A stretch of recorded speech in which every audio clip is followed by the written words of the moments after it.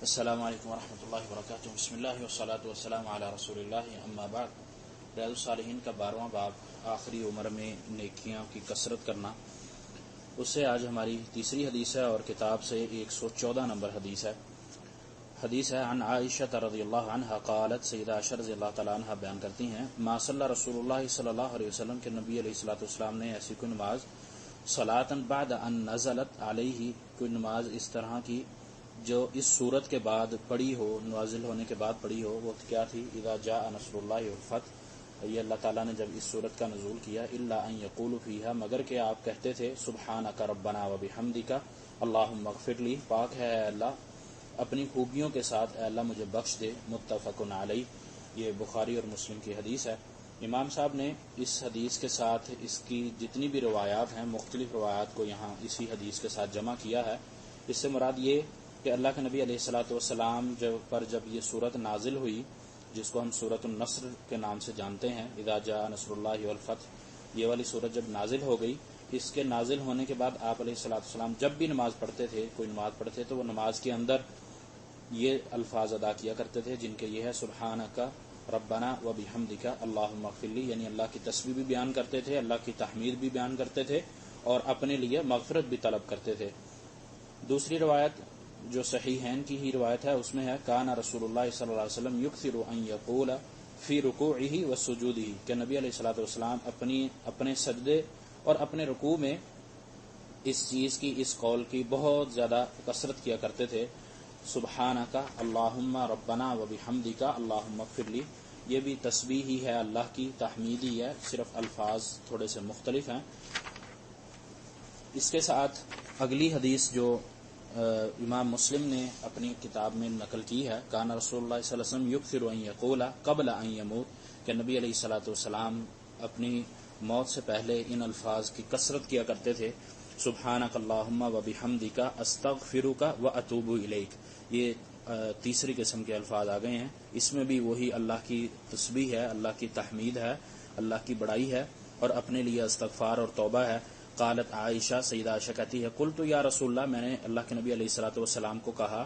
ان سے پوچھا، ما هذه الكلمات التي اراك احدثتها تقولها، کہ یہ ایسے کون سے کلمات ہیں جن کو میں آپ کو پڑھتے ہوئے دیکھتی ہوں؟ قال، آپ علیہ الصلوۃ والسلام نے فرمایا، جعلت لی علامۃ فی امتی اذا رأیتها قلتها، کہ میری امت میں اللہ تعالیٰ نے ایک علامت مقرر کی ہے کہ جب اسے میں دیکھوں تو وہ کلمات پڑھوں، اور وہ یہ تھی اذا جاء نصر اللہ والفتح، آخر سورت تک۔ اسی طرح صحیح مسلم کی ایک اور روایت ہے، یعنی اب چوتھی قسم کی روایت آ رہی ہے، چوتھے قسم کے الفاظ آ رہے ہیں، کان رسول اللہ صلی اللہ علیہ وسلم یکثر من قول، کہ نبی علیہ الصلوۃ والسلام اکثر یہ الفاظ کہا کرتے تھے، سبحان اللہ وبحمدہ استغفر اللہ واتوب الیہ۔ یہ چوتھی قسم کے الفاظ آ گئے ہیں، اس میں بھی اللہ کی تسبیح ہے، اللہ کی تحمید ہے، اللہ سے توبہ اور استغفار مانگنے کے الفاظ ہیں۔ قالت، سیدہ عائشہ کہتی ہیں، میں نے کہا، قلت یا رسول اللہ، اے اللہ کے نبی علیہ الصلوۃ والسلام، اراک تکثر من قول، کہ میں آپ کو اکثر یہ کلمات کہتے ہوئے دیکھتی ہوں، سبحان اللہ وبحمدہ استغفر اللہ واتوب الیہ، یعنی آپ اللہ کی بڑائی بیان کرتے ہیں اور اللہ سے استغفار طلب کرتے ہیں، اپنی مغفرت کا سوال کرتے ہیں۔ فقال اخبرنی ربی، نبی علیہ الصلوۃ والسلام نے فرمایا کہ میرے رب نے مجھے بتلایا ہے، مجھے خبر دی ہے، انی سارا علامۃ فی امتی، کہ میں اپنی امت میں ایک علامت دیکھوں گا، فاذا رأیتها، اور جب یہ علامت میں دیکھ لوں، اکثرت من قول، تو پھر میں اس قول کو، ان الفاظ کو کثرت سے پڑھوں، وہ یہ تھے، سبحان اللہ وبحمدہ استغفر اللہ واتوب الیہ، یعنی اللہ کی تسبیح اور تحمید، ساتھ اللہ سے استغفار اور توبہ مانگنا۔ فقد رأیتها، تو تحقیق کہ میں نے وہ علامت دیکھ لی ہے، اذا جاء نصر اللہ والفتح، اور یہ فتح سے مراد جو ہے فتح مکہ، یعنی جب فتح مکہ ہوا، وہ علامت اللہ کے نبی علیہ الصلوۃ والسلام نے دیکھ لی۔ وَرَأَيْتَ النَّاسَ يَدْخُلُونَ فِي دِينِ اللَّهِ أَفْوَاجًا، یہ اس صورت کی ہی آیت ہے آگے، فَسَبِّحْ بِحَمْدِ رَبِّكَ وَاسْتَغْفِرْهُ إِنَّهُ كَانَ تَوَّابًا، ان آیات سے مراد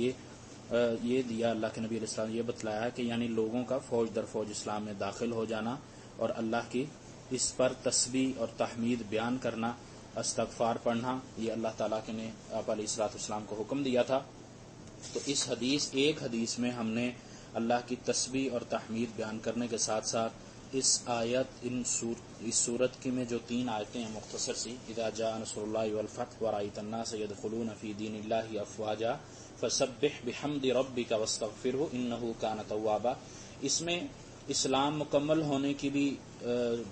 خوشخبری ہے۔ نبی علیہ الصلاۃ والسلام کا جو کام اللہ نے ذمہ لگایا تھا، اس امت کی خیر، اس امت کی بھلائی، اس امت پر اللہ کا حکم پہنچا دینا، وہ بھی مکمل ہوا۔ اور اللہ کے نبی علیہ الصلاۃ والسلام کے ذمہ جو ذمہ داریاں اللہ نے لگائی تھیں، آپ کو نبی بنا کر بھیجا، آپ پر جبرائیل علیہ السلام کو بھیجا، اپنی وحی کے ذریعے اپنا پیغام بھیجا، تو وہ بھی اس کی بھی ہے خبر کہ یہ بھی مکمل اس سے ہوتا ہے۔ نبی علیہ الصلاۃ والسلام، جس طرح پچھلی حدیث ہم نے پڑھی تھی، پچھلا درس ہم نے لیا تھا کہ اللہ کے نبی علیہ الصلاۃ والسلام سے اس سے جو وضاحت دی تھی، جو سیدنا ابن عباس نے اور سیدنا ابن عمر نے بتلایا تھا کہ اس سے مراد نبی علیہ الصلاۃ والسلام کی موت تھی، اللہ کے حکم سے اس دنیا سے اگلی دنیا میں اللہ کے نبی کا جانا تھا۔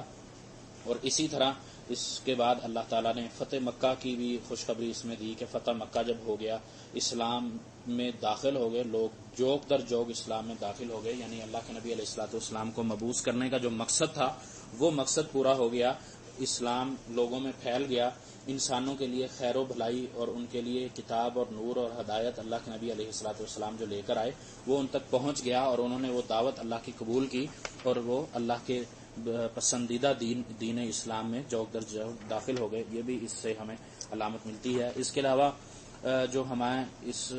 حدیث سے سبق ملتا ہے، جو ہم نے اس باب سے جو نسبت امام صاحب جس کی وجہ سے اس حدیث کو لے کر آئے، وہ یہ کہ انسان اپنی زندگی میں توبہ استغفار کو لازمی پکڑے۔ اللہ تعالیٰ نے بھی استغفار اور توبہ کرنے والے کے لیے بڑے انعامات رکھے ہیں، اس دنیا میں بھی اور آخرت میں بھی، اس لیے اس حدیث سے ہمیں مختلف الفاظ اللہ کی تسبیح اور اللہ کی تحمید بیان کرنے کے ساتھ ساتھ اللہ سے مغفرت طلب کرنے کے بھی مختلف الفاظ ملتے ہیں۔ اسی طرح نماز کی حالت میں ہم رکوع اور سجدے میں اگر پڑھتے ہیں سبحان ربی العظیم رکوع میں اور سبحان ربی الاعلی سجدے میں ہم پڑھتے ہیں، تو اس کے ساتھ اللہ کے نبی علیہ الصلوۃ والسلام کی جو سنت، اللہ کے نبی علیہ الصلوۃ والسلام کی نماز سے جو ہمیں دعا ملتی ہے وہ سبحانک اللہم ربنا وبحمدک اللہم اغفر لی، یہ دعا بھی ہمیں ملتی ہے۔ تو اس لیے ہمیں اپنے رکوع اور سجدوں میں بھی اس دعا کو پڑھنا چاہیے۔ اس سے دعاؤں کی کثرت بھی ہوگی، اللہ کی تسبیح تحمید بھی ہوگی، اللہ سے مغفرت طلب بھی کی جائے گی، اور نماز میں خشوع و خضوع بھی آئے گا۔ نماز میں رکوع اور سجدہ ہم اطمینان سے کریں گے، نہ کہ جلدی فوراً کریں گے۔ اسی طرح اللہ کی جتنی بھی نعمتیں ہیں ان نعمتوں کا شکر ادا بھی اس میں ہوتا ہے۔ اللہ تعالیٰ کی ہر نعمت کا ہمیں شکر ادا کرنا چاہیے، تو اس میں یہ شکر ادا بھی اللہ کا ہوتا ہے۔ اس طرح اب ہم نے جو اس میں الفاظ سیکھے ہیں اللہ کی تسبیح تحمید اور مغفرت کے، وہ اس کی قسمیں یہ ہوئیں۔ پہلی قسم سبحانک ربنا وبحمدک اللہم اغفر لی، یہ پہلی قسم ہوگی۔ دوسرے الفاظ جو اس میں وارد ہوئے ہیں وہ جو نماز میں بھی اللہ کے نبی پڑھتے تھے، سبحانک اللہم